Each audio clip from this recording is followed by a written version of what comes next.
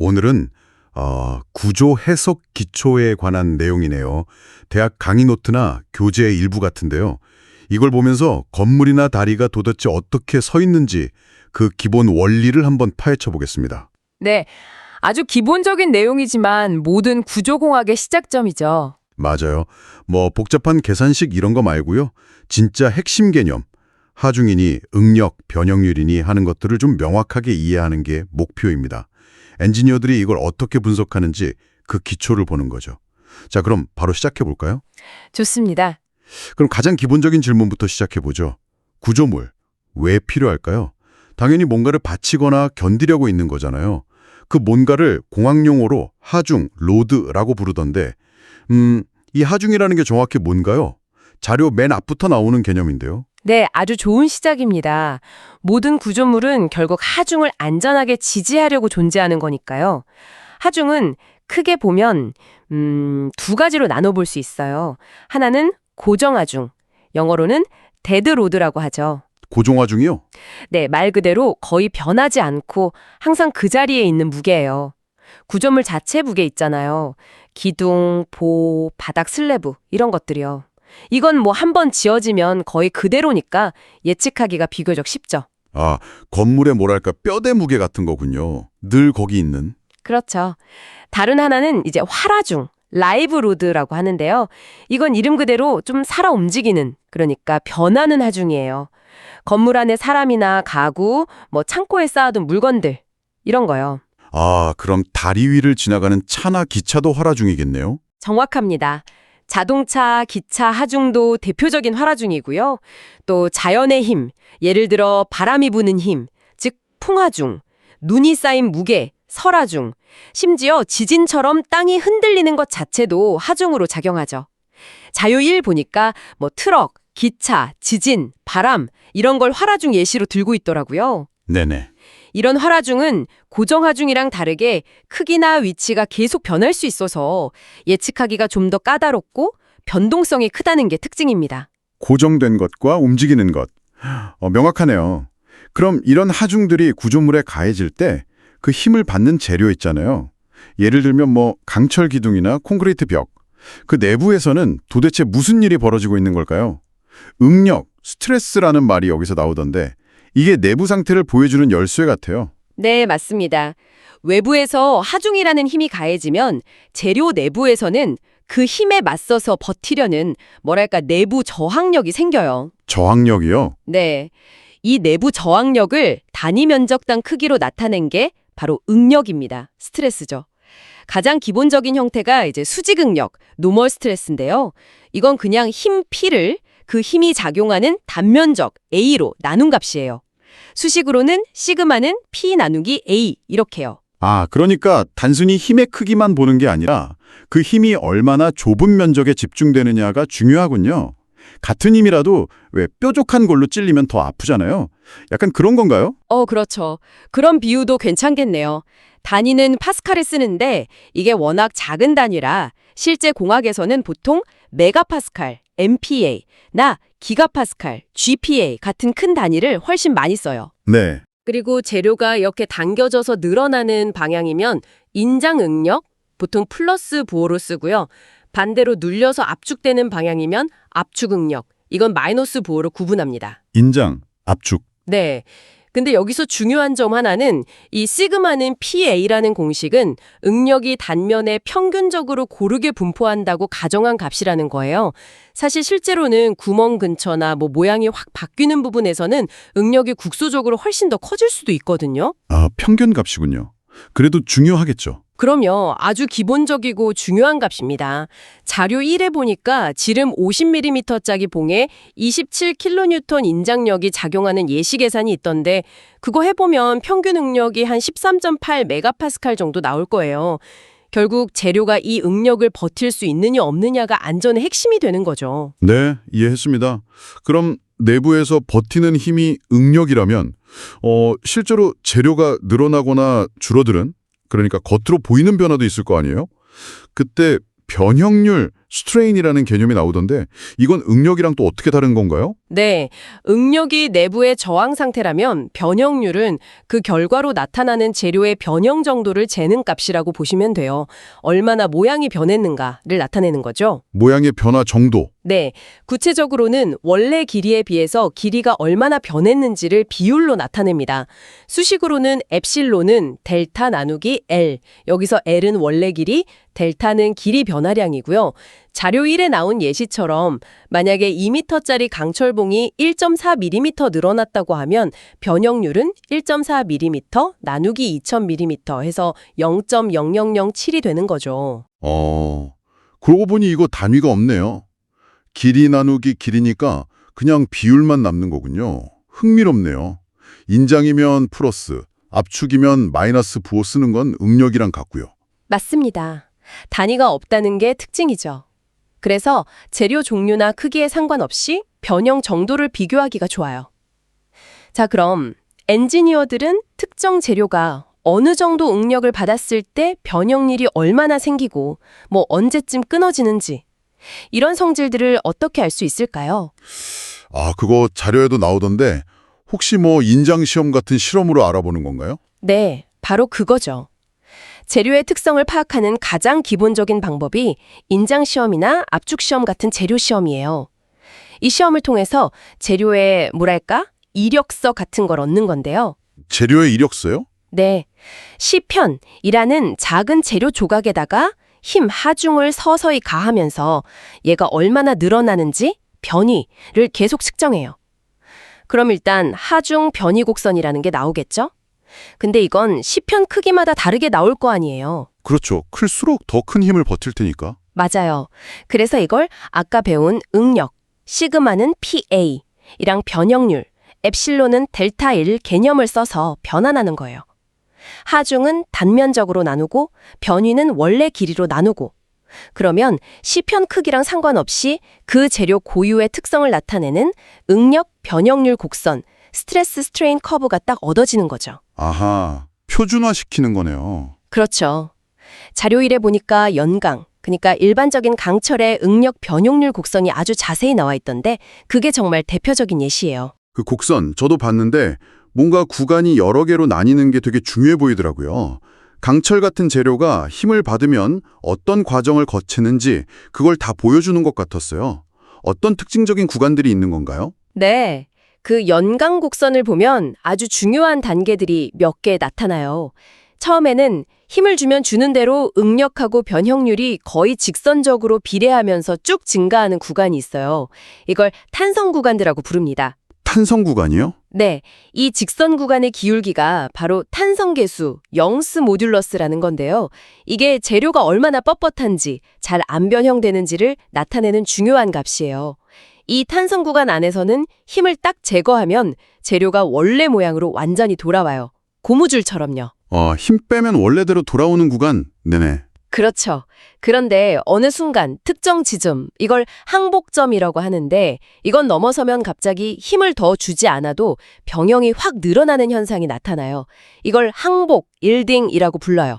마치 재료가 나 힘들어 하고 항복하는 것처럼 보이죠? 항복. 네. 이 항복 단계를 지나고 나면 이제 힘을 제거해도 영구적인 변형이 남게 됩니다. 즉 원래대로 안 돌아와요. 이때부터를 소성 변형이 시작됐다고 말합니다. 항복점을 지나면 더 이상 원래대로 돌아오지 않는군요. 와, 이거 되게 중요한 변곡점이네요. 아주 중요하죠. 실제 구점을 설계할 때는 보통 이 항복 강도를 기준으로 삼는 경우가 많아요. 왜냐하면 영구 변형이 생기면 안 되니까요. 그렇군요. 근데 재료가 항복했다고 바로 끊어지는 건 아니고요. 그 후에도 내부 구조가 재배열되면서 다시 힘에 저항하는 능력이 조금씩 커지는 구간이 있어요. 이걸 변형경화 구간이라고 부릅니다. 오, 더 단단해지는 건가요? 그렇죠. 그러다가 재료가 견딜 수 있는 최대 응력 지점, 이걸 극한 강도, 얼티밋 스트레스라고 하는데 여기에 도달하고 나면 그 다음부터는 특정 부분이 잘록하게 가늘어지는 네킹 현상이 나타나면서 결국엔 뚝 하고 끊어지죠. 이게 파단입니다. 와, 탄성 구간, 항복, 변형 경화, 극한 강도, 네킹, 파단까지 재료 하나가 힘을 받을 때 겪는 일생 같은 거네요. 네, 맞아요. 자료 1에 있는 곡선에서 이 지점들, 비례한도, 탄성한도, 상하항복점, 극한강도, 파단점을 한번 눈으로 따라가 보시면 이해가 더 잘 될 거예요. 네, 알겠습니다. 자, 그럼 재료 하나하나가 어떻게 움직이는지 알았으니까 이제 이걸로 만들어진 전체 구조물, 뭐 건물이나 다리 같은 게 어떻게 안정적으로 서 있는지 그 얘기로 넘어가 보죠. 구조물을 땅에 딱 붙어있게 하거나 교각 위에 얹어놓는 방식, 즉 지점의 역할이 핵심일 것 같아요. 자료 1이랑 2 모두에서 이 지점 종류들을 설명하고 있던데요. 맞습니다. 구조물을 안정적으로 세우려면 적절한 지지 방식, 즉 지점이 필수적이죠. 지점은 특정 방향으로 움직이거나 회전하는 걸 막아줘요. 그리고 그 대가로 반력이라는 힘을 구조물에 전달해줍니다. 일종의 버팀목이죠. 반력이요? 받쳐주는 힘. 네, 대표적으로 많이 쓰는 이상적인 지점 모델이 3가지 정도 있어요. 하나는 롤러 지점. 이건 바퀴 달린 것처럼 미끄러지듯 수평 이동은 가능한데 수직 이동은 막는 거예요. 그래서 수직 반력 하나만 생기죠. 롤러, 스케이트 같은 건가요? 게 되는데 수평 수직 이동은 둘 다 막아요. 그래서 수평 반력이랑 수직 반력 2개가 생깁니다. 마지막으로 고정단, 픽스드 지점. 이건 벽에 완전히 꽉 박힌 것처럼 수평 수직 이동뿐만 아니라 회전까지 전부 다 막아요. 그래서 수평 수직 반력에다가 회전 저항력, 즉 모멘트 반력까지 해서 총 3개의 반력이 생기죠. 롤러는 반력 1개, 피는 2개, 고정단은 3개. 자료 2의 표 2-1에 딱 정리돼 있네요. 이렇게 지점이 반력을 만들어서 구조물을 붙잡아주는 거군요. 네, 맞습니다. 그럼 구조물을 해석할 때 제일 먼저 뭘 해야 할까요? 이 지점들부터 파악해야 하나요? 가장 중요한 첫 단계는 바로 자유물체도, Free Body Diagram, 줄여서 FBD를 그리는 거예요. 자유물체도? FBD요? 네. 이건 뭐냐면 분석하려는 구조물이나 그 일부를 주변 환경이랑 딱 분리해서 생각하는 거예요. 그리고 거기에 작용하는 모든 외부 하중들, 그리고 각 지점에서 발생하는 반력들을 화살표로 명확하게 다 표시한 그림입니다. 이 반력들은 아직 우리가 값을 모르니까 미지수로 놓는 거죠. 이 FBD가 있어야만 힘들이 어떻게 균형을 이루는지, 즉 평형 상태를 수학적으로 분석할 수가 있어요. 아마 여러분 노트 앞부분에서도 이 FBD 그리는 걸 엄청 강조했을 거예요. 네, 그런 것 같아요. FBD가 모든 분석의 시작점이다. 그런데 아까 어떤 구조물은 해석이 간단하고 어떤 건 복잡하다고 하셨는데 그게 정정이랑 부정정이라는 용어랑 관련이 있는 건가요? 자료에 나오더라고요. 이게 무슨 차이죠? 네. 아주 중요한 개념입니다. FD를 딱 그려놓고 보면 우리가 알아내야 할 미지의 반력이 몇 개인지 할 수 있잖아요. 네, 아까 롤러는 1개, 피는 2개, 고정단은 3개 이런 식으로요. 그렇죠. 그 미지 반력의 개수, 보통 R이라고 표시해요. 랑 우리가 힘의 균형을 따지기 위해 사용할 수 있는 평형 방정식의 개수를 비교하는 개념이에요. 평형 방정식이요? 그건 뭔가요? 물체가 정지 상태를 유지하기 위한 기본적인 물리 법칙이에요. 2차원 평면상에 있는 구조물의 경우 이 물체가 가만히 있으려면 3가지 조건이 만족되어야 합니다. 첫째, 모든 수평 방향 힘의 합이 0이어야 하고요. 시그마 fx는 0. 둘째, 모든 수직 방향 힘의 합도 0이어야 합니다. 시그마 fy는 0. 셋째, 임의의 한 점을 기준으로 했을 때 모든 힘들이 만들어내는 회전력, 즉 모멘트의 합도 0이어야 해요. 시그마 m 이퀄 0. 그러니까 좌우로도 안 움직이고 위아래로도 안 움직이고 제자리에서 뱅글뱅글 돌지도 않아야 한다. 딱 이 3가지군요. 네, 바로 그겁니다. 이 3개가 2차원 구조 해석의 가장 기본이 되는 평형 방정식이에요. 자, 그럼 다시 정정, 부정정 얘기로 돌아와서 만약 우리가 찾아야 할 미지 반력의 개수, R가 이 평형 방정식의 개수, 보통 3개죠? 랑 정확히 같다면 R 이퀄 3. 그 구조물은 정정 구조물이라고 불러요. 정정 구조물. 네, 이 경우에는 이 3개의 평형 방정식만 딱 풀면 모든 미지 반력을 다 구할 수 있어요. 그래서 계산이 상대적으로 간단하죠. 딱 떨어지는 거네요. 그렇죠. 그런데 만약 미지 반력의 개수가 평형 방정식 개수보다 더 많으면 R3? 이걸 부정정 구조물이라고 불러요. 이때는 평형 방정식 3개만 가지고는 미지수를 다 풀 수가 없어요. 식이 부족한 거죠. 그럼 어떻게 풀어요? 이럴 땐 추가적인 정보, 예를 들면 재료가 얼마나 변형되는지에 대한 조건 같은 것들을 더 사용해야 해요. 그래서 해석이 훨씬 복잡해지죠. 잠깐만요. 근데 그럼 반력이 많을수록 더 튼튼하게 받쳐주는 거니까 좋은 거 아닌가요? 왜 해석이 복잡해지는 걸 부정정이라고 부르죠? 뭔가 안 좋은 뉘앙스 같은데요? 아, 그거 아주 좋은 질문이에요. 맞아요. 일반적으로 반력이 많으면 구조물이 더 강하고 안정적일 가능성이 높아요. 근데 정정이냐 부정정이냐 하는 건 순전히 계산상의 분류일 뿐이에요. 튼튼하다, 안 튼튼하다는 의미가 아니라 평형 방정식만으로 풀 수 있냐 없냐의 차이죠. 아하, 여기서 더 중요한 건 사실 안정성이에요. 미지 반력 개수가 방정식 개수보다 많거나 같더라도 RJ3, 즉 정정이나 부정정 조건을 만족하더라도 지점들이 좀 이상하게 배치되어 있으면 구조물 전체가 불안정해질 수 있어요. 이상하게 배치된다는 게 어떤 거죠? 예를 들어서 모든 지점의 반력이 평행하다거나 아니면 모든 반력이 한 점에서 만나는 경우 같은 거예요. 이러면 특정 방향의 힘이나 회전에 대해서 제대로 저항을 못하고 구조물이 쉽게 움직이거나 회전해버릴 수 있거든요. 이건 불안정한 거죠. 자료 2의 예제 2.4나 2.7 같은 경우가 아마 그런 불안정한 상태를 보여주는 예시일 거예요. 아, 그러니까 반력 개수만 중요한 게 아니라 제대로 딱 버텨줄 수 있게 배치가 되어 있느냐 이것도 봐야 하는 거군요. 그렇죠. 안정성은 반력 개수랑 별개로 기하학적인 배치가 적절한지를 따지는 문제입니다. 정정 구조물도 불안정할 수 있고 안정할 수도 있고요. 부정정 구조물도 마찬가지예요. 알겠습니다. 단순히 반력 개수만 세는 게 아니라 제대로 지지하고 있는지 기하학적 배치까지 봐야 안정성을 알 수 있다. 그리고 개수가 딱 맞으면 정정, 계산 용이, 넘치면 부정정, 계산 복잡, 부족하거나 배치가 잘못되면 불안정, 이렇게 정리하면 되겠네요. 네, 정확합니다. 그리고 그 모든 계산의 기본 도구가 바로 아까 말씀드린 평형 방정식 세 가지. 시그마 fx는 0, 시그마 fy는 0, 시그마 m은 0인 거고요. 그럼 이제 이 원리들을 실제로 어떻게 적용하는지 한번 보고 싶어요.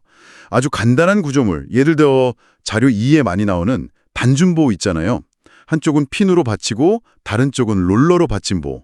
이건 어떻게 해석하는지 과정을 좀 보여주실 수 있나요? 아, 네, 물론이죠. 자료 2의 예제들, 2.8이나 2.9 같은 게 딱 그런 단순보 해석인데요. 자, 우선 뭘 해야 할까요? FBD, 자유물제도 그리기. 그렇죠. 먼저 보의 FBD를 그립니다. 보에 작용하는 외부 하중, 예를 들어 보 중앙에 아래로 누르는 집중 하중 P가 있다고 쳐보죠. 그걸 표시하고요. 그리고 지점 반력을 표시해야죠. 핀 지점에는 수평 반력 AX랑 수직 반력 AY 이렇게 두 개를 가정하고요. 롤러 지점에는 수직 반력 BY 하나만 가정해서 화살표로 그려 넣습니다. 이제 미지수는 AX, AY, BY 세 개죠? 네, 미지수 3개, 방정식도 3개 있으니까 정정 구조물이네요. 맞습니다. 이제 평형 방정식 3개를 적용해서 이 미지수들을 풀면 되는 거예요. 시그마 fx는 0, 시그마 fy는 0, 시그마 m은 0. 어떤 걸 먼저 쓰는 게 좋을까요? 글쎄요. 순서대로? 순서대로 해도 되지만 보통은 모멘트 평형 시그마 m을 먼저 쓰는 게 계산이 편할 때가 많아요. 왜냐하면 모멘트 기준점을 잘 잡으면 미지수 몇 개를 없앨 수 있거든요. 아, 기준점 선택이 중요하군요. 네. 예를 들어 핀 지점 A를 기준으로 모멘트 평형을 적용해 봅시다. 시그마 MA 이퀄 0. 그러면 A점을 지나는 힘인 AX랑 AY는 모멘트를 만들까요? 안 만들까요? 기준점을 지나니까 팔 길이가 0이라서 안 만들겠네요. 그렇죠. 그러면 모멘트 방정식에는 외부 하중 P가 만드는 모멘트랑 롤러 반력 BY가 만드는 모멘트만 남게 돼요. 그럼 이 식에서 미지수가 BY 하나뿐이니까 바로 BY 값을 계산할 수 있죠. 와, 그렇네요. 하나를 바로 구했네요. 네. 그 다음엔 수직력 평형 시그마 FY 이퀄 0을 써보는 거예요. 위쪽 방향 힘을 플러스라고 하면 AY 플러스 BY P 이퀄 0이 되겠죠. 여기서 P는 아는 값이고 BY는 방금 구했으니까 AY도 바로 계산할 수 있습니다. 오. 마지막 AX는요? 마지막으로 수평력 평형 시그마 fx 이퀄 0을 보면 되죠. 오른쪽 방향을 플러스라고 하면 AX는 0이 되겠네요. 왜냐하면 이 예에서는 외부에서 작용하는 수평 하중이 없으니까요. 만약 외부 수평 하중이 있었다면 AX는 그 힘과 같아 쓰겠죠.